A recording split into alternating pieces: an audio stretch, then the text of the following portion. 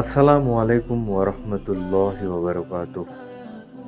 আসুন, আমাদের মাদ্রাসার ছোট্ট ফান্ড দ্বারা উম্মাহর খুবই নগণ্য কিছু কল্যাণ সাধনের দৃশ্য দেখাই।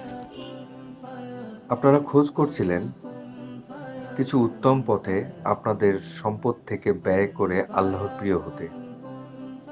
আমরা ছিলাম কেবলমাত্র একটি মাধ্যম, এর বেশি কিছু নয়। নিয়ত ছিল মানুষজন সাদাকাহ করার জন্য যোগ্য স্থান ও পাত্র খুঁজে পায় না। আমরা যদি সেই আমানতদারির জায়গা হতে পারি, তবে আলহামদুলিল্লাহ।